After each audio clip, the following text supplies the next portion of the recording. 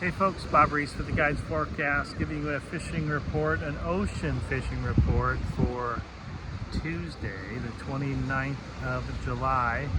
2 more days until Buoy 10 opens up. Hope you guys are able to join us for the Buoy 10 tune-up, which is coming tomorrow night at 6 o'clock.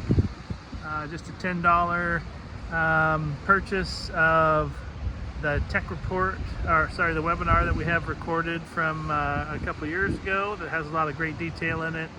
We're hoping you'll get a chance to review that webinar before coming aboard for a Q&A on how things are shaping up for the Buoy 10 fishery, which opens August 1st. That's Friday. So ocean fishing was great again today. A little bit different in the fact that it wasn't consistent fishing throughout the morning. We'd run into pods of fish, get 3, 4, 5 bites in a short amount of time, and then we go 7 to 10 minutes without a bite, then get another flurry of bites. And so it took us till 9 o'clock to get 14 today. So other guys finished up quicker than that. More Chinooks starting to show in the catch. We didn't get any big Chinook, just one small but legal size Chinook. It's 22 inches in the North Falcon fishery here. So, but I have heard more talk of bigger Chinook in recent days. So they are staging. I'm sure there's some in the river already, and it should be a good opener on August 1st. We'll go over those details for folks to join us tomorrow for the Q&A at 6 p.m. But yeah, it was 14 fish by 9 o'clock. Again, we fished in the north. We caught 13 coho and 1 Chinook and probably let go 5 or 6 wild ones. So the mark rate is still really good up to the north there. That's where other folks are fishing and catching those Chinooks. Some of them are close to the shore, close to the beach off the Long Beach Peninsula.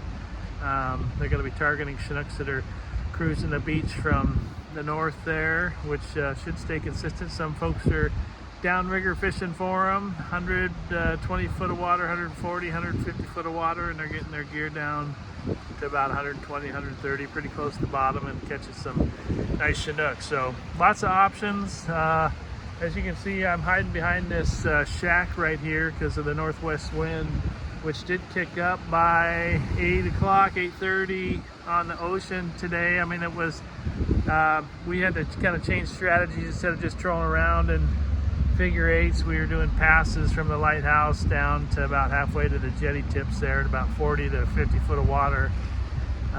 So, you know, each time we worked our way back uphill there, the wind got a little more intense. It was still tolerable even when we made our last pass about 8:30, but it was intensifying, and as it is right now, it's pretty sloppy. So you got to pay attention to that. The ocean weather looks pretty nice for the next couple days. I think we're going to have another couple days of really good ocean fishing before the river opens, but I'll probably continue to spend my time in the ocean because of the quality size coho and the fact we don't have to, well, even in the river, we don't have to pay attention to fin clips for the first 6 or 7 days. So dynamic regulations again this year for Buoy 10.